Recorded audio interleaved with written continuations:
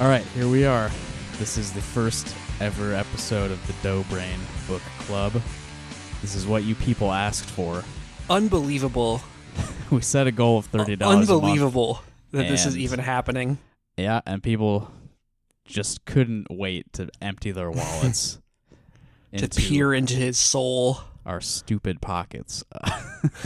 So I've been reading Willie Wilden, and I've learned that it is pronounced Wilden. Nice. And I think this is going to be more of an undertaking than I expected. I've read 54 pages of the book, and I've taken just about 5 pages of notes on Google Drive. A good 10th, so you're going to end up writing 50 pages of notes? Yeah, probably. I think things might lighten up as we go, but there's... You okay? There's a lot to talk about in this first section. You holding up there?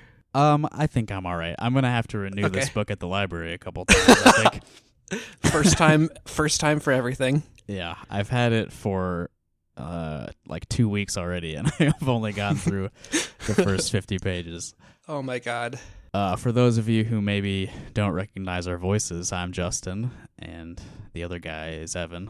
Yes, I'm Evan. What up? So this is my second appearance, I think, on the Patreon. Yeah, and also mine, sort of. I guess I have been editing myself into the toxic feminine mystique. Speaking over women, you can't help yourself. Correcting them, giving them little, well, actually notes. Correcting them about the CEO of Godfather's Pizza, former CEO. That was important. Mm-hmm. It is important. I mean, we talk about politics, we need to have our facts straight. Right, because our audience knows or what exists of them, and they will yell at us. They'll say Herman Cain didn't run in 2016. Yeah, I mean, I know what I would say if I heard that, so I assume that's what everyone else will say. Right. I say, of course he didn't. Everyone knows Herman Cain's electoral history, okay? Mm-hmm. All right, so before I give you the rundown of pages 1 through 54 of Willie Wilden, I would like to read for you an Amazon review of the book. It's a very short one. But It has an Amazon review? There are more than 10 of them. Oh, wow. Yeah, I grabbed a few to use on these episodes. So this one comes from Lucy Coons. This was posted on October 10th of 2011. She gave the book 5 stars. The headline is An Entertaining Read. And she says about this book, a fun read. It paints a nostalgic picture of college days with a rich set of characters. Some mysterious, some larger than life, and some down to earth. And plenty of intrigue for everyone. Enjoy. That sounds entirely normal and not paid or right. somehow like influenced. Very unforced, definitely. Yeah, for sure. Reads just like a normal review on Amazon. Also, I think I mentioned on the show that I found a bunch of Doughbrain YouTube stuff, and one of the things I found was an hour-long reading that Joseph did at Prairie Lights Bookstore in Iowa City, and I have a little intro clip of him to sort of set the stage, give a little insight into the author's mind while he was writing this book. That's good. It's horrifying to me that when I was a little boy, the villain of the story would often be the busybody, the person who can't bear to leave you alone, the Grinch, the control freak. And today, that sort of person is often portrayed in literature as the good guy, only they're called reformers or progressives. I wrote this book partly to point out that sometimes the stodgy old fuddy-duddies, and you'll find a lot of them in this book, turn out to be more broad-minded and perhaps sometimes kinder and more considerate than some of the supposedly forward-thinking characters.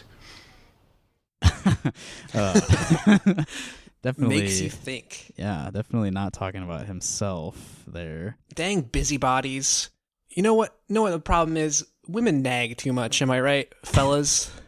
Oh, we'll hear a little bit of that in this first section. All right, so let's jump right in. The first section of this book and he doesn't have like chapter headings. This is all written in dates. So the first section took place on May 18th of 1999. And here's the summary. Roger visits his client. Oh, right. The main character is Roger Ballou. Roger Ballou. Yeah, I mentioned that on one of the regular episodes, but just to give everyone context, Roger Ballou, he is 42 and, quote, but looks younger. He's a big and tall man. He wears a suit a lot.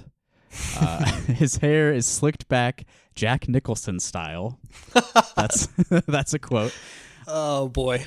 And, I mean, if you know anything about Joseph Doughbrain from reading his newspaper articles or looking at his online presence, this is very clearly the author's self-insert. And Roger is at the beginning... But much cooler.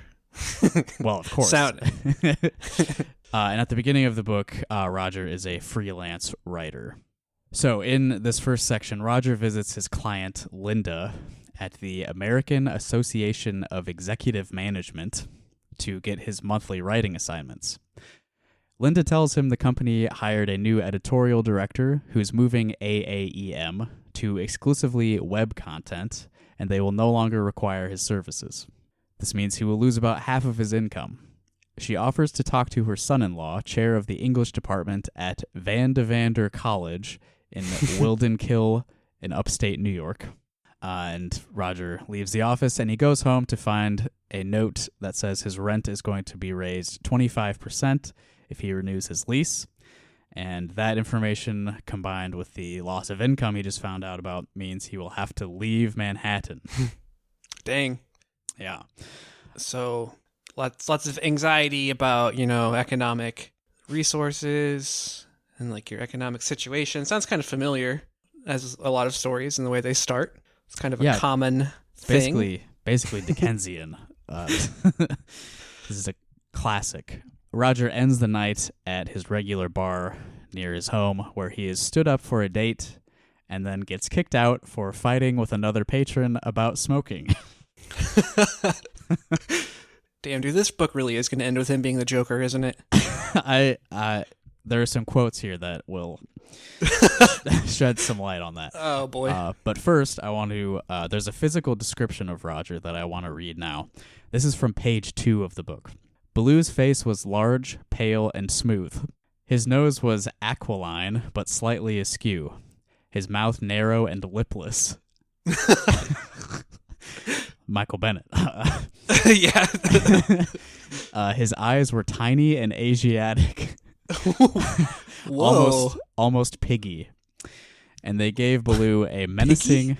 Piggy, yes. Piggy. So one of our Patreon subscribers? And they gave Ballou a menacing, violent aspect, even when he didn't want them to.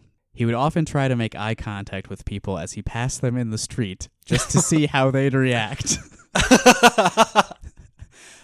Women particularly. Oh, boy.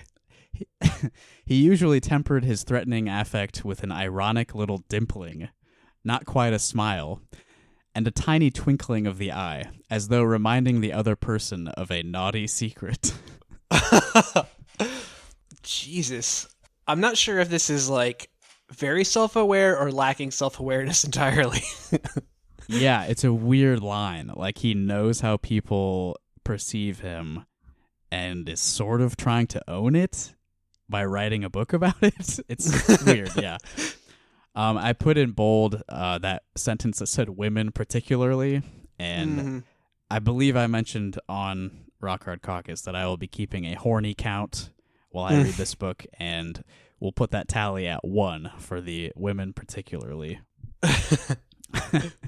Other character, there's only really one other character that they go into any detail on in this chapter. Linda Bierschaum, who is his client that I mentioned. She's a woman of nearly 70, the editor-in-chief of periodicals at whatever I said that place is called. Yeah. Some letters. Whatever. Yeah. Quoted description here. Peppery, elfin old lady with a braying voice who wore too much jewelry and a spicy perfume that revolted Ballou. So she's described not very charitably, but so far is the only character that seems to show any sort of genuine care for Roger. Like she's trying to set him up with another job when he's getting laid off from her place. Yeah, it's hard to make a living as a writer. A nice, sympathetic old woman, but she revolts him. Interesting. Yeah, bad perfume. I mean, that's a big one. Can be hard to overcome. Yeah, definitely. So here are a few more quotes. Seriously, these 5 pages of notes I took, mostly just excerpts that I had to get into the show. Okay, so from page 4, Roger is speaking about himself. Any ideas I ever had of being a poet or a novelist evaporated years ago. I don't have the talent. Writers who can write creatively. Those who can't, write commercially. Again, if you've done any sort of research on Joseph Doughbrain, he has spent most of his career as a commercial writer, which I have nothing against that. You got to make a living however you can. But he's definitely writing about himself here and sort of self-deprecating. Yeah, that's interesting. But yeah, you are. I mean, how like you haven't really said anything like about like it does read okay. Like you can actually. Oh yeah, definitely. I mean, I haven't noticed any typos at all, and it's not a hard to follow narrative at all. It's pretty well written. Mm-hmm.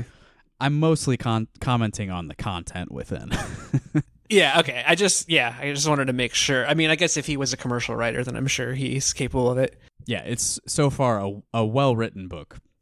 My criticism is mostly for what he's writing about, which gets worse and worse as we go. Great. Sounds good. Yeah. And just a reminder, Willie Wilden is Joseph's first novel ever, and came out in 2011. I haven't looked at Joseph's birth date or anything, but I believe he was at least in his 40s, possibly older when this book came out.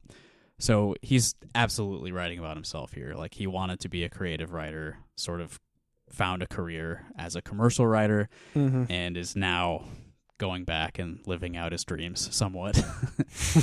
Yeah, publishing some big-ass books. Yes. That are just navel-gazing. Yeah. And now a quote from the very next page. This is from page 5. Ordinarily, the only way a young woman will go for an older guy is if he's in a position of power. I'm supposed to have a date tonight with a woman who says she's 25. A blind date. Met her through a personal ad on the web. If she shows up tonight, I'll be staggered. See, it hasn't even happened, and already I'm feeling homicidal. Homicidal? Yeah, he jumped to that pretty quick. All right. Well, we know where his headspace is at. And I have placed the horny count at 2, mostly for that first part. The only way a young woman will go for an older guy is if he's in a position of power. Right. And so are you counting, it seems like every time the horny counter goes up, the like hate women count also goes up at the same time. Yeah, they are closely aligned. There's a correlation. And from the next page, page 6, a woman only ever has one criterion when she's choosing a boyfriend. Would I breed from this guy? Oh my god, that's amazing. Horny count 3. And let's turn the page. Page 7. He thought about doing a little housework, but told himself that even if this blind date went well, it would certainly not end at his apartment, so why bother? Horny count 4. Next page. Page 8. I have a quote from almost every page.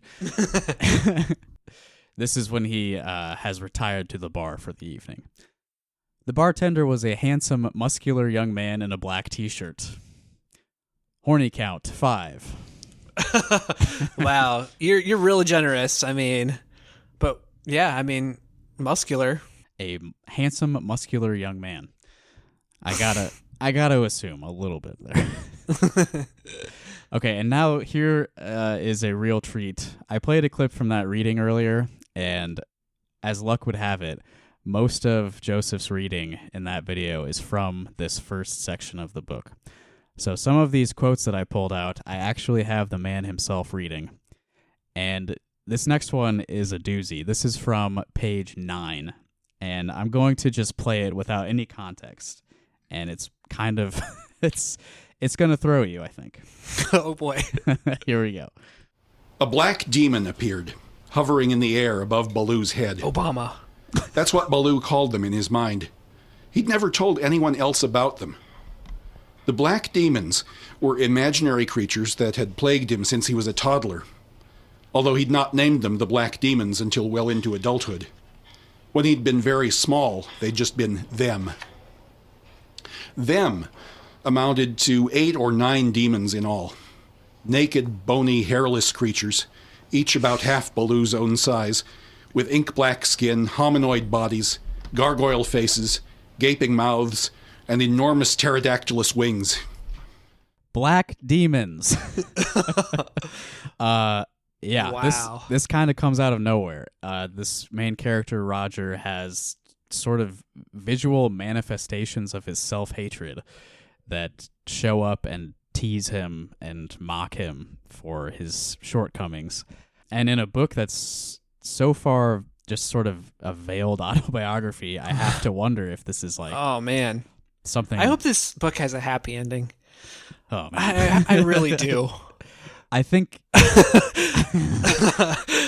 because otherwise I'm going to be worried about like my own welfare. Yeah, I think for what it is, I am anticipating a sort of happy ending for the character, but we'll keep going and sort of I'll give That's you, good. Yeah. Gosh, this is a real downer so far. Yeah, I mean, it's just like relentless. Like that's like a lot of pages for like nothing to happen other than just like yeah, the first chapter is just a bunch of bad shit happening to him, and then he envisions literal he internalizes demons. it. Yeah. Yeah. So as I was saying, he was stood up at the bar by a blind date that he set up through the web, as he called it. This was 1999, so he was already online dating. Which was, wow. Pretty forward thinking. And when he is stood up, he is frustrated, and he writes out this little letter on a bar napkin. Dear Hosebag, you have behaved properly on the principle that if a man is deemed insufficiently interesting, the rules of polite society may be waived when dealing with him. Let me apologize for forcing you to stand me up. Not that you thought twice about it, nor should you have. I love that little sigh at the end. The little sigh. And again, I mean, I have to assume this is pulled from the author's experience. Just the absolute disdain for I feel hose like bags. in 1999, he should have been able to find like a lady computer programmer type on like some BBS server. Yeah. Or, there was like news groups back then. You don't have to like go on the personal ads because you're probably going to get stood up a bunch, but you got to establish a rapport first. You can talk about Ayn Rand or whatever. Yeah, your interests, your mutual interests. Yeah. Okay, so after he's, figured out he's been stood up, he lights up a smoke. I didn't mention this before, but he hand rolls his cigarettes, which is an interesting detail. Nice. Yeah. And here's a little bit about his smoking. He seldom smoked except when he was having a drink. So that first smoke of the day with his evening cocktail was like falling into bed with a beautiful concubine who desired him as much as he desired her. Oh, wow. Horny count 6. Concubine. Yes. That's loaded. I mean, you could have gone with another word and still made that sentence pretty creepy, but concubine, that ratchets it up a notch. Oh yeah, in my book. Totally. Yeah, so the horny count is up to 6. You had to buy those cigarettes. It's really not a 1-to-1 relationship. And then the final 2 pages of this section I have dubbed the Smoking Libertarian Tantrum, and I have 4 audio clips to play from the Libertarian Tantrum. First up. Smoking is still legal in bars for all that some people are trying to outlaw it. Next. But you anti-smoking fanatics are all alike, aren't you? No sense of shame. What, you just pick out a different bar every night and go in there to hassle smokers? So he's been confronted by a woman who I think was noted as around the same age as him, who doesn't want him smoking at the bar next to her. Busybodies. Yep, that's right. Getting in his business. Yeah, because smoking a cigarette in a bar is just a solitary experience that doesn't... It's an inalienable right, dude. It's an inalienable right for her to inhale secondhand smoke. Inalienable. I didn't realize I had such a hard time saying that word. It's, yeah. Inalienable. Shows how much I think about the Constitution. Okay, so the woman asks him to put out a cigarette. The handsome bartender asks him to do the same just to avoid any further troubles at his bar. Handsome? Yeah, the muscular, handsome young bartender from earlier. Okay, sorry. And this makes Roger Ballou angry, and he says this to the bartender. You have got to be kidding, you little snot-nosed fuck! Oh, man. This is like Falling Down, but much lamer. Yeah. And these clips, again, are from a live reading from the book at Prairie Lights, and I found these on the PATV YouTube page. So I'm wondering if that little clip there was broadcast live on public access in Iowa City. Joseph just saying, "You little snot-nosed fuck." I mean, is there an audiobook version of this? I don't think so. Because that would be lovely. I mean, he put some passion into it. Yeah, definitely. You know? Yeah, in the reading, like he adopts all the different voices of the characters. It's a real performance. Man, maybe I underestimated Joe Doughbrain. I mean, I do think he has creative abilities. You know, he just is motivated by strange compulsions. And then one more clip from this section. This is what he says to the bartender as he is leaving. And you're in for a terrific evening as long as this thing is sitting here. Yes, he calls the woman a thing. Oh my God. Pretty nasty. Yeah, that I don't know, that feels like more offensive than a lot of like slurs. Like it'd be worse if you called her a bitch, or it'd be better if you called her a bitch. Yeah, do we prefer hose bag or thing? Yeah, thing, that's pretty low. Yeah.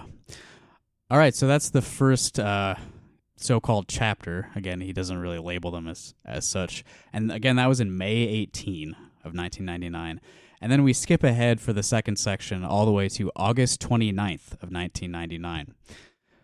This is a very short chapter. It's in the town of Wildenkill, which again, his manager from before was setting him up with a job, possibly with her son-in-law. And we're introduced to a few new characters here. Donald and Frances Quagga. They are real estate brokers who are renting Roger a home in this little town in upstate New York. And they're also publishers of the weekly paper, the Wildenkill Advertiser. They have two daughters. Their daughters' names are Emmeline and Miffany. Miffany. I've never heard of a person named Miffany. It's unique. I mean...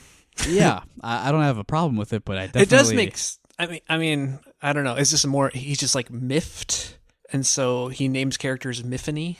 Yeah, I haven't heard anything from Emmeline or Miffany since this chapter of my reading, so I don't know if Miffany will come back later. We also learn that the name of Linda, right? The old lady? Yeah. Her son-in-law is named Jack Hoganfuss. So he's the chair of the English department at Vandevander College. We don't really learn anything about him, but that's his name. Interesting. And we also learn the name of a local author named Charlotte Fanshawe. We'll learn more about her later. These names are great, honestly. She's interesting. So all that happens in this chapter, though, is that Roger has moved to Wildenkill. He's about to start teaching at this college, and we are listening in on a conversation between Donald and Frances, the real estate brokers and newspaper publishers.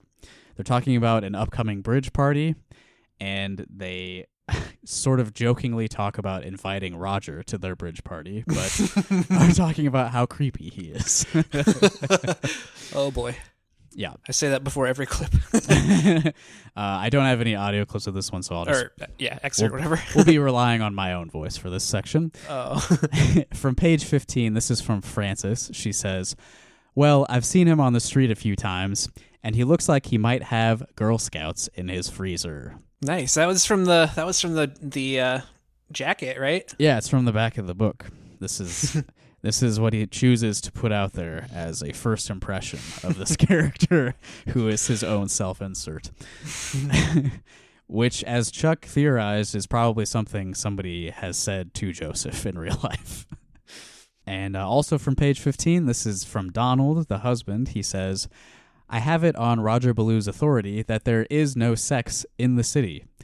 He was complaining to me about it for much of the time we were looking for houses. His complete lack of a romantic life, I mean. This comes after his daughter, Emmeline, says she's going to go watch Sex and the City. He just really wanted to riff on the name when he saw it. Yeah. Or, Yeah. Oh, my God. Sex and the City? What city are you talking about? Not any city I'm living in. So I've increased the horny count to 7 from that one. Oh my God. And then Emmeline, the daughter's boyfriend, he makes a reference to Ward Cleaver. So Donald says, Ward Cleaver, he's become an archetype, or a meme, rather. Nice. And what I'm interested in here is that Walt Donald Cleaver is a meme. Yeah, Ward Cleaver. I'm sorry. The dad from Leave It to Beaver. Yeah. A show I don't think I've probably ever watched, but still I may am have aware. watched a couple episodes when I was a child. Yeah. What I'm interested in here, though, is that Donald Quagga says that Ward Cleaver has become a meme, and this book takes place in 1999. I don't know if... I mean, memes, is that a concept that people were talking about in the late 90s? Joseph Doughbrain is very ahead of the curve. He knew he was a big... Richard Dawkins was the one who created that term, right? Did that book even come out by 1999? Right. Is that from The God Delusion? No. Or it was what? Earlier than Earlier? that. It was like Okay. one of his books about biology. Okay, cool. Yeah, I mean, God Delusion was probably mid-2000s, so it's possible that people were discussing memes in the late 90s. Yeah, but the book here came out in 2011, so memes were definitely something people were aware of in the general public. I'm just curious if this was something that Donald Quagga would be realistically referencing in 1999. Well, yeah, not in that context, but it did originate in 1976. Oh, okay. Older than I thought. All right. Yeah, Dawkins. It was like Dawkins' early work when he was actually like a respected person and not just some like dumbass lunatic. Right. I didn't realize that he'd been writing all the way back then. Yeah, Okay. I mean, he's very influential. I mean, he's like big in biology fields. Like there's, he's got a lot of shit. Yep. And then one last excerpt from this section. He swatted Mrs. Quagga on the butt backhand as she walked out of the room, and she yipped. Horny count 8. Wow, and first instance of like sexual assault. Well, it was sort of a playful back and forth thing between the husband and wife. I did put it out of context a little bit.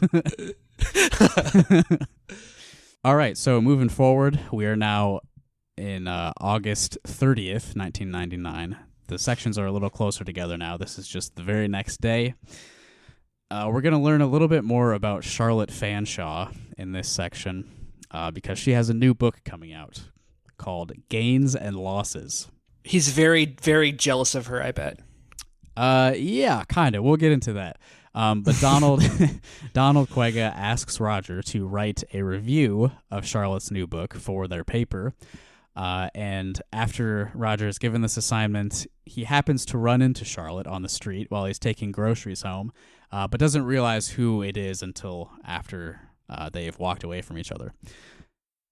So once he gets home, Roger reads the book in about a day and finds that the novel is a thinly veiled autobiographical telling of Charlotte's relationship with an older man, her subsequent marriage to a separate man who leads her all over the country, and results in 4 children, then a divorce, and Charlotte settles back in her hometown of Wildenkill. Or, sorry, Charlotte's self-insert character settles back in her hometown. Not Wildenkill, but some pseudonym, I'm sure. So this is very meta.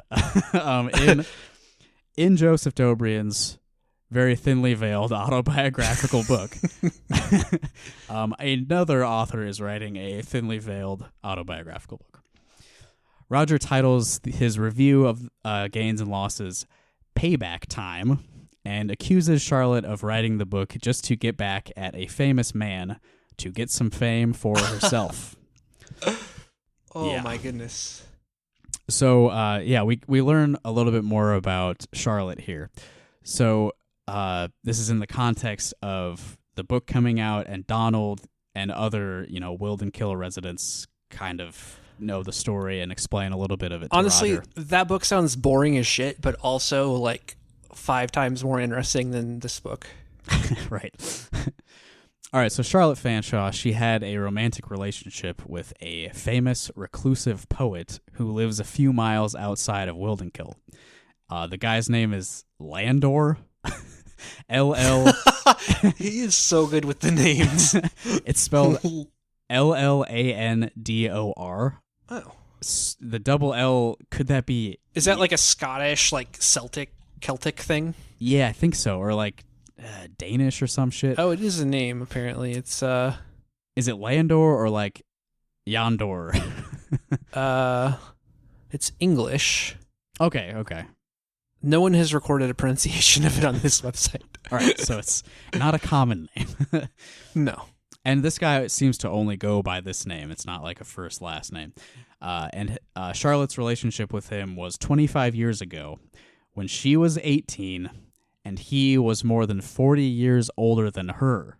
So if we do the math there, that makes Landor currently at least 83 years old. And because we're learning about this relationship between an 18-year-old and a just about 60-year-old, I'm going to increase the horny count to 9. Wow. A little description of Charlotte from page 22. She had strawberry blonde hair that hung well below her waist, with bangs in front and freckles. She looked a little like Mia Farrow, but even skinnier. Her legs Interesting. Her legs were long and shapely, and she was showing a lot of them. As happens with most men, when they encounter a strange woman, the would I or wouldn't I question appeared in Baloo's mind instantly. Horny count 10. How does this happen to you when you encounter a strange woman, Evan? No. The would I or wouldn't I question appears in Baloo's mind instantly. No, that does not happen for me. But I don't really understand other men that well, so You're not like all those other men. I'm not like all those other guys. Yeah, I mean, I think he's projecting a little bit. I mean, it's not uncommon for men to have stray thoughts about women, but I don't know if this is an accurate portrayal. As happens with most men when they encounter a strange woman, the would I or wouldn't I question appeared in his mind instantly. I don't know if we're all thinking that all the time. No, about every person. Yeah. Instantly. Yeah. Instantly. Maybe. Yeah, that's a little weird to me. Maybe exaggerating a bit there. Yeah, there's just a lot of self-projection in this book. I mean, it does, like, I don't know, like, what parts he's actually self-aware about, or he's just like, this is a thing that I think, and just like writing it down. Mm-hmm. I don't know if that's the same thing. I'm not sure. Yeah, I don't know. I mean, there's more of this later, so we can discuss it in the last section when it rears its ugly head several more times. So here's a few notable excerpts from this chapter. From page 21, this is Donald to Roger. He says, "It's nice to have a newcomer who knows how to dress." Important context here, every single time I've seen Joseph Doughbrain, he's wearing a suit. So definitely talking about himself here. And usually a fedora, right? I don't know that I've seen him wearing a hat. I've usually Oh. seen him indoors though, so maybe he's removed his hat. Oh, okay. I thought I remember hearing about him wearing like a felt hat of some sort. Yeah, that may have come up before, and it's just a detail I've forgotten. There's a lot to learn about this guy. Oh boy. From page 23, from as long ago as he could remember, Roger Ballou had wanted fame, and it was a source of much self-directed bitterness that he'd never achieved it. Again, going hand in hand with that thing earlier about commercial writing, I think this is a bit of the author's self-directed bitterness as well. I mean, it's absurd. He like wants to be famous, but he's like never given any regard to any other person in this book so far. Like, Yeah. he's basically like hated every single character, or at least like silently detested. Yeah, he's very alienating, and I think this does seem self-aware. Yeah. I mean, yeah, but like, shit. If you want to be famous, you gotta like network, man. Mm-hmm. You gotta be nice to people at some point. And shortly after that, when he's sort of beating himself up over this, you're just envious because if you wrote a book like that, nobody in the world would give a shit. Least of all, a major publisher. One of the black demons commented. So this is again these little cartoon characters that appear around his head. I mean, it sounds kind of like the black demon was predicting the future. Though, I guess, I don't know, is there like a book? I wonder if there's like a book that's like he's basing her book off of. Like, I can't think of any. I don't know. I'm not very well read. Yeah, I don't know, but I do think the comparison to Mia Farrow was probably intentional there. Yeah, for sure. Mm-hmm. From page 30, this is part of Roger's review of Gains and Losses, which I'll remind you was titled Payback Time. He wrote here, the other major objective of the book, apparently, is to show the reader that romantic relationships between students and teachers, even when both are legally adults, are invariably destructive, injurious to the student, and morally wrong by definition. Yeah. Horny count Correct. 11. Yeah. This is presented by Roger, and I have to assume by association the author himself, as a criticism of that point of view. But I would say that any romantic relationship between a student and teacher, even when both are legally adults, are invariably destructive, injurious to the student, and morally wrong by definition. Yeah, it's definitely injurious to your pursuits as like a student. For sure. At the very least. Even when both are legally adults, there is a power dynamic there that can't be ignored. And, you know, having been in that position myself, I was a TA when I was a grad student, and a lot of that involved teaching. I taught classes myself. A lot of that involved students hitting on you. Not any that I perceived, but I did have to. So I went to grad school for music, and I was teaching a music theory class, and a lot of that involved oral skills, so ear training, sight singing, stuff like that. And a lot of that involves some one-on-one meetings with students. And I went into grad school very young, so when I was teaching undergrads, a lot of them I was only like a year or two older than. And like the training that I got to be a TA was very, very serious about this. Like, you need to have a distance from your students. Like, you need to have a professional relationship with them.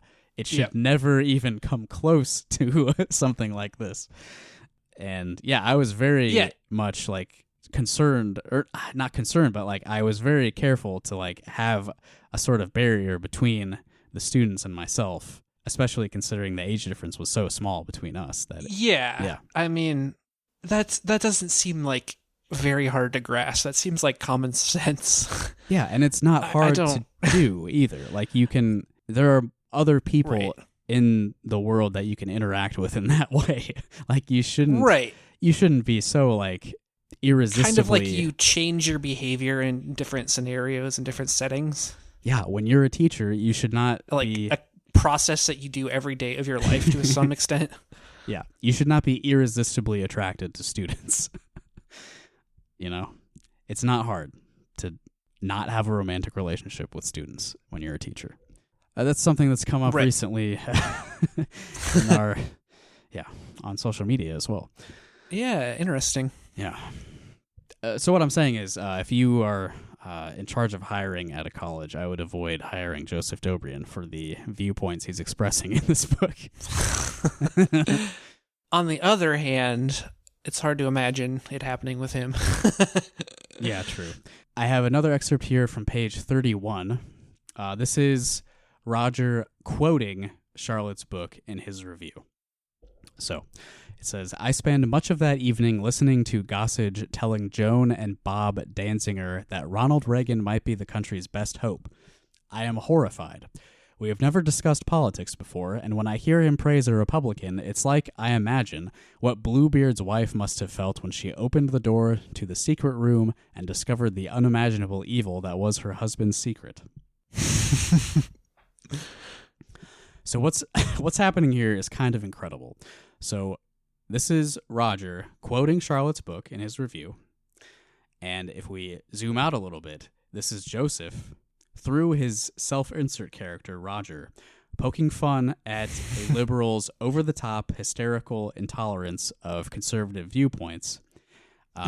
In this case, this is Charlotte's hysterical, liberal, over-the-top intolerance, and she herself is expressing this distaste through her own self-insert character. So, basically, he wants to be Charlotte. This is like a straw man's straw man? Like, Charlotte is the mirror image of him. And I don't know if he knows that or not. Yeah, the level at which Joseph has, like, abstracted this in order to poke fun at a liberal, like a weak little snowflake, is kind of incredible.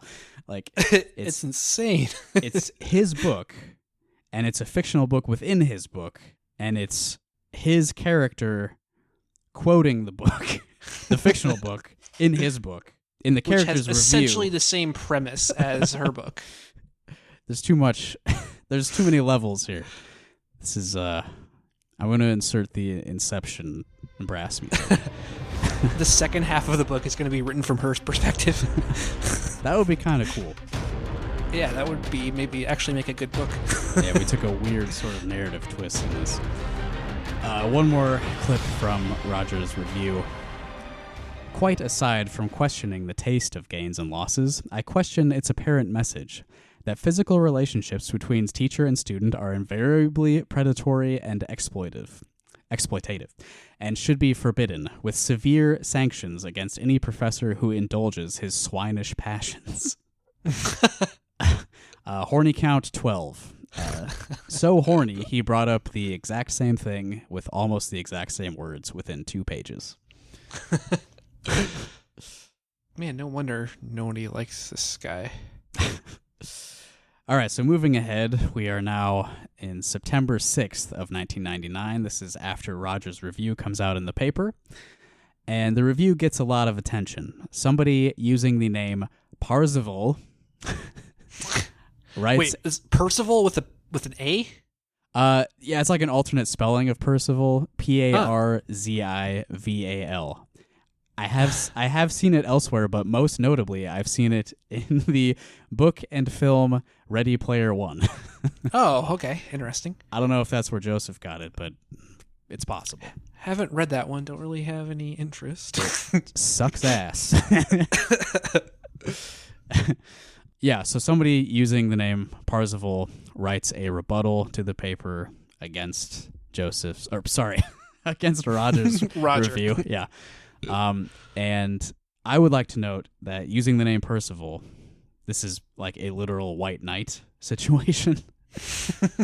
The rebuttal came from a vandevander.edu email address, so Roger knows it's from someone who works at the college with him. Donald Quega lets Roger know that Charlotte is doing a book signing at Mountain Lights Books next weekend. I'd like to put a little magnifying glass over the name of that bookstore, Mountain Lights Books. So as I mentioned, the audio clips of Joseph that I've been playing on this episode come from a live reading that took place at Prairie Lights Books in Iowa City. And there's a bookstore in Willie Wilden called Mountain Lights Books. Yeah. It's Catskills. Yeah, very... I wonder if there's relation there. 2 short clips from this section. Sour, angry, creepy garbage, reminiscent of bad stand-up comics who have to rely on insulting the audience because they have nothing of their own to say. This is from Parzival's letter to the editor. Is this another busybody? It seems so. With a name like Parzival? Yeah.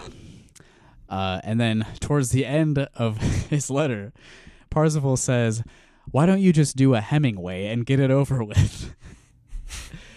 For anyone who doesn't know, the famous writer Hemingway committed suicide.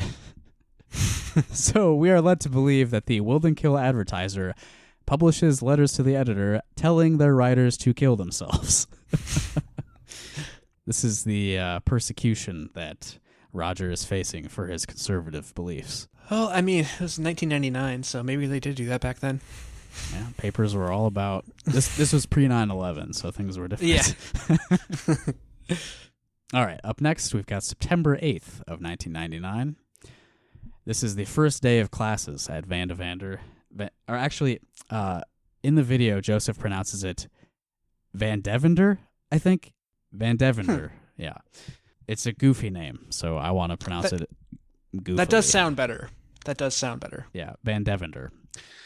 So Roger has his first poetry. I think this is the last section of the book, and boy, do I have a lot of notes here. Yeah, this is the last section, and this is like by far the most important. Oh boy, this is Roger's first poetry workshop class, and this basically happens like a movie. This is the wise professor pontificating to his students about the lost art of formal poetry. Oh, and I've got lots of quotes to read you about this. But before that, I'll finish the summary here. Later in the day, after Roger's expository writing class, I don't know how many classes he's teaching, but we've heard of 2 of them so far. A student with a stammer introduces himself to Roger and walks with him to the athletic building. Roger intends to buy tickets to a football game, and this is the first time he has encountered the school mascot, Willie Wilden, who is the Native American caricature that graces the cover of this fine novel. I love that he chose that. I mean, it is the name of the book, but... Right. Not doing yourself any favors. So I'm going to get to like the more important stuff in a minute here, but the aforementioned student with the stammer, his name is Andrew Florence, and he is described as a spindly young man of 19 or 20 with liquid dark eyes, feminine lips, and straight dark hair that he wore in a bowl cut like a small child. This is Emo Phillips. And this kid, he prefers to go by the name Ferenzi Q Tankwiz, which is his DJ persona on the college radio station. Oh my gosh. WVDV. He has a pretty severe stammer that he uses as part of his radio act. We don't learn a bunch of information about this kid yet, but I imagine he's going to come back later because he's played kind of a pivotal role in this last chapter, introducing Roger to the school mascot. And we don't learn, this much about somebody without them coming up later. Ferenzi Q Tankwiz. I feel like I'm gonna sympathize a lot with this character as a DJ on a college radio station. All right, so going back to the poetry workshop class, Roger is doing some roll call, learning the students' names, and he has a sort of technique for memorizing their names. And we are lucky enough to have more audio clips of Joseph reading from this section. Up first, this is from page 36. Michael Brooke? The one black student, or light brown actually, raised his hand. Ballou noticed Brooke, black, same as Edward Brooke, the black U.S. Senator. All right, we got a little bit of racial sensitivity on display here. The one black student, or light brown, actually. I mean, come on, man. We know black people aren't, literally black. You don't need to get weird about his complexion here. But it gets far worse. I'll just move right on to the next quote here from page 37. Miss Kelly Curly had very curly hair. Easy. Got him. All right. Not so bad yet. But I want to note that in the video, Joseph skips the next sentence. He doesn't say it, but this is what it is in the book. And yes, Baloo decided he would. Oh. Yes, about his student, Miss Kelly Curly. First off, horny count increased to 13, and Joseph had the awareness to know that he shouldn't read that sentence out loud. And yet here it is in the book. So there's definitely some dissonance introducing itself here in the situation. Moving on. He's a thing for hair, apparently. Yeah. Moving on. Here's the next student description. Interesting.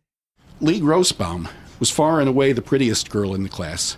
Slender with a rosy porcelain complexion, small black eyes, long curly black hair, and thus Baloo memorized her name automatically. That alone is horny enough. So we're at... That's definitely a horny. Yep, we're at 14 now. I've been a little questionable on some of them, but that's definitely in the horny column. Yeah, I'm not being charitable. I mean, anything No, that comes you're not. close, I'm increasing the tally. But hey, we're going to get a pretty good count at the end here. Yeah, and some of these honestly deserve more than 1 point, so I think I've been fair. That was pretty bad. He didn't actually say that he would, but I mean... Guess what? I'm surprised that he didn't do that on every single introduction of every single character. Would or wouldn't, yeah. Or wouldn't. Well, I have some information for you. Though Joseph didn't say it at the reading, the next sentence was, he definitely would. All right. So, I thought you'd think he wouldn't need to say that, but... Yeah, so again, he had the awareness to not read it out loud at Prairie Lights, but he did include it in the book. All right, and one more student description here. The last name on the list, Sherry Zizmore, belonged to a girl with an unfortunate complexion. Zizmore, more zits. Ah, very clever. Yeah, I like that you can hear someone in the audience chuckling there. Just including that for no reason whatsoever other than you want to make fun of people who have acne. Right, yeah, this is how Roger is remembering the name, is that the person who has zits has a name that kind of sounds like zits. Man, gosh, again, it's like, does he realize how much of a pig he is? I mean, obviously he does, but there better be a fucking redemption arc. Well, wouldn't you know it, the next sentence in the book was, he wouldn't, which again, Joseph redacted from his reading at Prairie Lights. And again, redundant. Just for commenting whether he would or wouldn't, I'm increasing the horny count to 15. We're going to get a break from the commenting on his female students' appearances. Did he comment on any of the male students? He didn't say whether he would or wouldn't. He did just sort of give a general description of most of them. But none that were that noteworthy. Nothing that I really remember aside from the black one, yeah. Oh, yeah. Yeah. So a break from describing his female students' appearances. Here's a little, just something that I thought was funny. If you are being critiqued, I've got one rule for you. Shut up. Kind words from a professor. For being critiqued, shut the fuck up. Does it go both ways? Yeah, I'm guessing no. Here is another description of a female student. Somebody shrieked falsetto as though she'd been stabbed. Baloo looked around and determined that the sound came from a pale, thin, long-faced young woman in a loose dress, and that the sound was evidently a laugh. She blushed almost purple. The blush was as abrupt and extreme as her laugh. She put her hands over her face and looked down at her lap. Tonya Campling was her name. Long pause there while Joseph chooses not to read the next words, which were, And he wouldn't. Yeah. Horny oh count. my goodness. Horny count 16. Good God, man. Every single female student would or wouldn't. Oh my goodness. In fact, here's one more for the pile here. Jesus Christ. We called this on the episode basically, or when we talked about this. Yeah. Well, I mean, he hasn't gotten that far yet, but shit. No, There's going to be definitely inappropriate relationships with a student in the very near future. Yeah, I can guarantee it. He's definitely telegraphing that. As dumb and as socially retarded as I was, I didn't understand that senior girls simply did not date sophomore boys. Oh, I forgot I put that one in there. I mean, I really just included that because he said the word retarded. What was the context of that? Yeah, so Roger was telling the class about a poem that he wrote when he was 15. He was giving them an example of bad poetry. And Roger was attracted to a senior girl, and he was writing this poem to her about his feelings. And he says, as dumb and socially retarded as I was, I didn't understand that senior girls simply did not date sophomore boys. Jesus, another example of like some self-awareness. Yeah. Like he was saying he was socially incompetent back then. Yeah. Like, oh yeah, okay. I didn't have an audio clip of this one, that's why I skipped ahead. But back to the describing his female students. Wanda Motsky was pretty in a buxom way, a dumpling or a matzo ball. Matzo. Matzo what the Motsky. fuck? So that's sort of his mnemonic device there. Baloo quickly undressed Miss Motsky in his mind. Oh my Jesus. Yes. Horny count 17. So he has a thing for matzo balls. That's like that's by far the most creative passage that has been like excerpted so far. Later in the class, Baloo joined in the laughter, although a bit resentful that he hadn't been the first to cause it. So a college student says something funny that makes his fellow students laugh, and the professor is jealous of that student. He just wants his students to like him. Yeah, it's so that's why he tells them to shut up when being criticized. A little insecure there, pal. Come on, man. You got to be nicer to people. Like this isn't that hard. All right, so the girl with the zits he addresses as Miss Zizmore, and she replies, "Excuse me, but what is this Miss?" she demanded. "Do you also call African Americans colored people?" So she objects to being called Miss, I guess. And after she makes the comment about African Americans, it says, Baloo stopped himself just short of going into a long tangent about racial nomenclature and paused an extra second to make sure he didn't do it. Did he mention looking at the one black student? Yeah. As soon as she says colored people, he just jerks his head over to the one black guy in the room. He jerks over. And if he wasn't there, he absolutely would have said it. Right, yeah.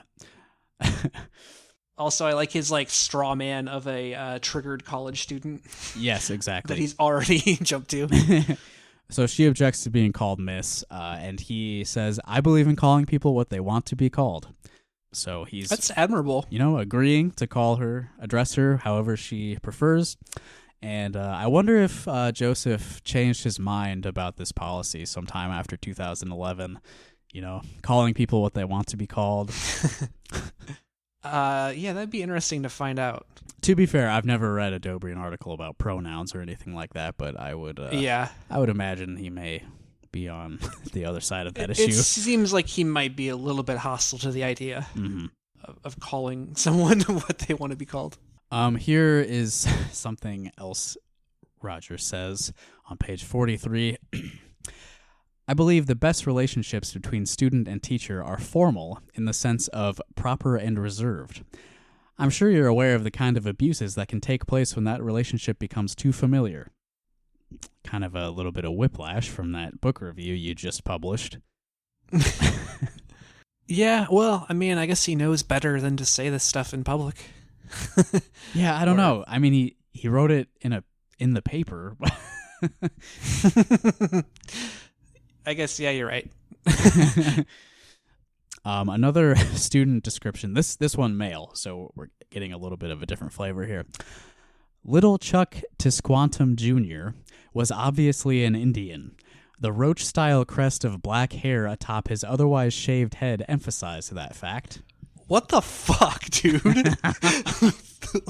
So his students are either attractive ladies or men of other races. Dumplings. The only descriptions worth mentioning are females' bodies or the race of other men. That's fucked up roach-like. Yeah, weird. The roach-style crest of like, what black is that hair. even? What is that? I don't get it, man. Yeah, the dude has a mohawk. People know what a mohawk is, Oh, right? okay. Or like something similar to a mohawk. But Right. The roach-style crest, I don't know about that. Kind of a weird comparison to make. Yeah, also, he didn't specify, like, Native American or, like, Indian. Well, So, he means Native American. I assume so based on the cover, but I assume this guy will come back at some point. Yes, I have a feeling that little Chuck Tisquantum Jr. will have an opinion on the school mascot. He refers to, later, the beautiful or beauteous Lee Grossbaum, who was the one that he called the prettiest girl in class earlier. Horny count 18. Okay, and yeah, back to the horny count.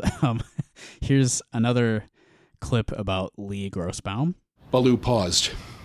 Lee Grossbaum was looking at him as though he had written the poem himself. Baloo almost forgot to start speaking again.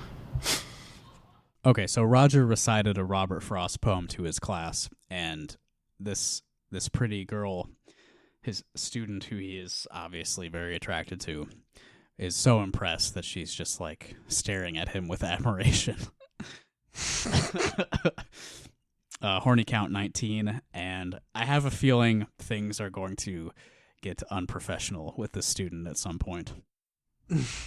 Oh man, just a long string of his horniness for his students. It's pretty disgusting. I was telling you in the group chat earlier that I audibly said, "Oh my god," while I was reading this section, because it's just, damn, dude, come on.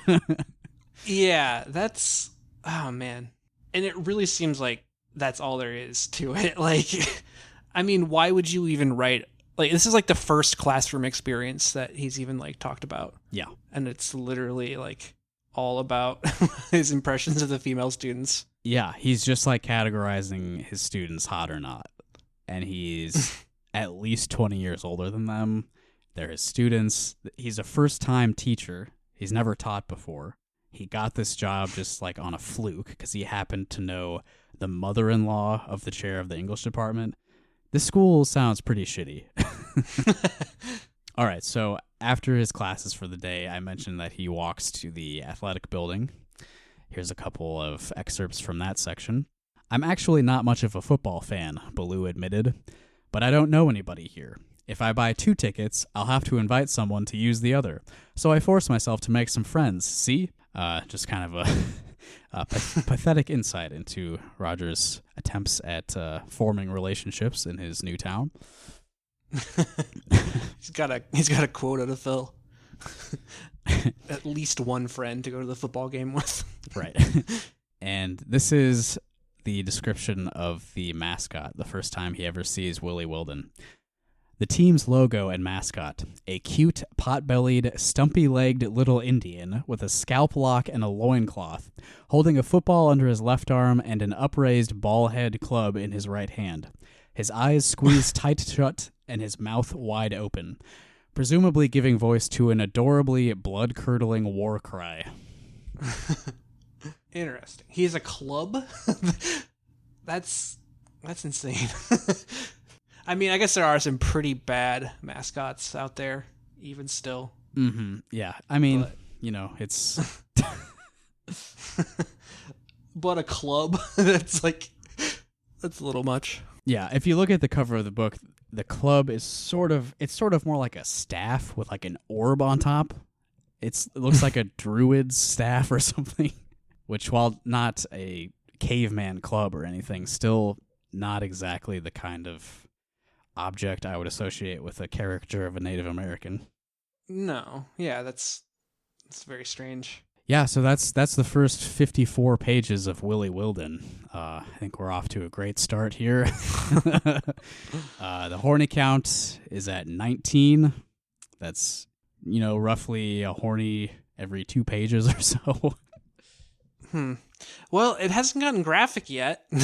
No, not really. It's more. He hasn't talked about jerking off. He hasn't talked about any sex acts, watching pornography. So, no, just fantasizing about college students that are under his his education. That's true. He is kind of restraining himself. Like, there was the section where he was alone in his apartment and nothing at all happened like that he mentioned. He got stood up at the bar. He was confronted by a woman. That woman he didn't really seem to have any sort of thoughts about. Yeah, that seems like a consistent thing. Mm-hmm. Like, he doesn't mention anything ever about anyone's personality. Yeah, generally the women who don't like him, he's also not attracted to. There's a sort of correlation between those. But the hot women, they like him. That's one of the perks of being able to write autobiographical book. Yeah, a fictional autobiographical book, but yes. Yeah. Right. You get to make it up as you go along. Something that we did talk about before was predicting the number of times we would hear about pubic hair. So far, we're at 0.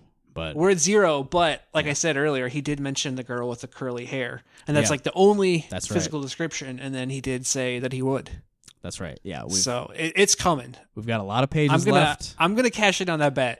It's totally possible that we'll get some. And you got to be as equally generous as you were with the horny count, dude. If pubes are mentioned in any way, if they're referenced, any context, right? Referenced even sort of abstractly, I'll definitely count that, because I doubt it's going to be as common as general horniness. Yeah. Yeah. So, any predictions for the rest of the book? Basically everything I said in that one episode still stands. Yeah, aren't having any doubts about that. He was going to be inappropriate relationship with a student. Yeah. Also, I do like or I don't like it because it's fucked up, but he basically admits that his only chance of being in a relationship is by taking advantage of his position of power over a student. Yep, I definitely think it's not. I don't think that's intentional, but I think he's telling on himself. That he can't, normal women don't like him, but college the happens to be the hottest girl in the school likes him. Yeah, that has to be some sort of foreshadowing, right? Where he says the only way a young woman will go for an older guy is if he's in a position of power. Mm-hmm. I mean, that was in the first 5 pages. That has to be like a foundational sort of theme of the book is. Yeah, I don't really like where this is going, but no. And of course the book that he reviewed was about a situation just like that, a young college student in a relationship with a man 40 years older than her who was teaching at the college at the time. Gosh, yeah, that seems like it also might be a foreshadowing. Yeah, and Roger, explicitly approving of a relationship like that, or at the very least saying it's not always wrong. Damn. Yeah, I hope Charlotte comes back. I mean, god damn, this is 1/10 of the book. Yeah. Well, there was a mention of her upcoming reading at the bookstore, which hasn't happened yet. So, oh, right. Yeah, I'd be very disappointed if we don't attend that reading with Roger.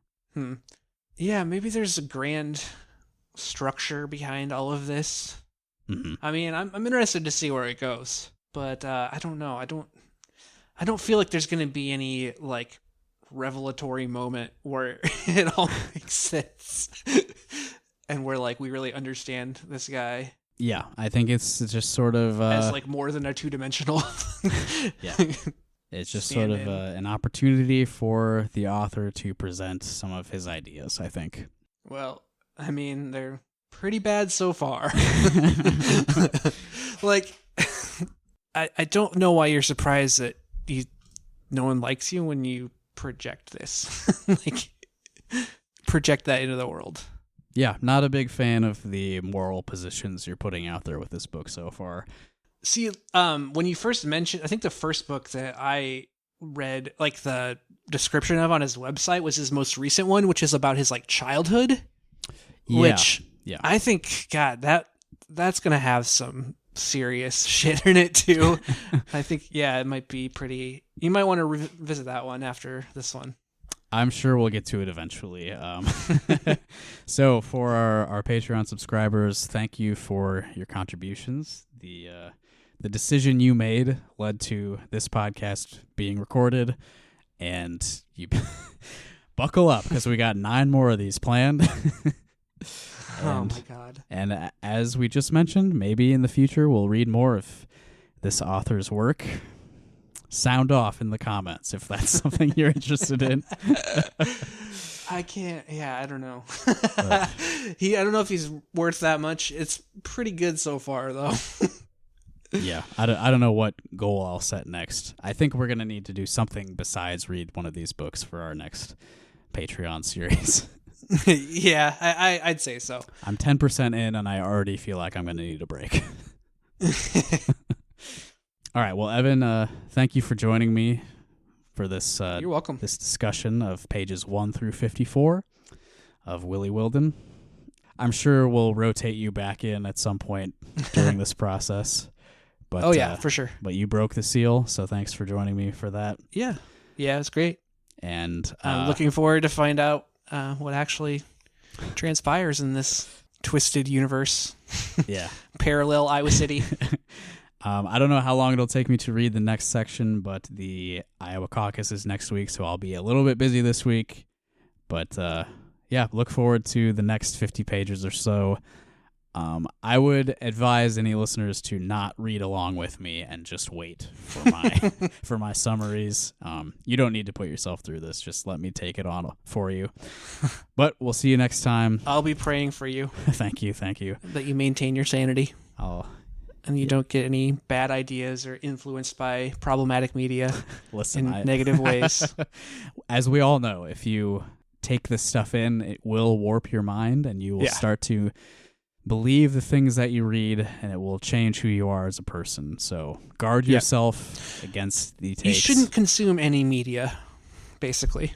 Yeah. If you want to remain pure, you just got to keep it all out. Just keep all the toxic views away from your vulnerable, soft little brain. Little egg yolk. Your Doughbrain, if you will. Your Doughbrain. Yes. All right, that's a good word to end on, I think. Yeah. All right. And if you're going to consume any media, just make sure it's not any Doughbrain media. That's right. All right, let's end this now. Okay. Good night.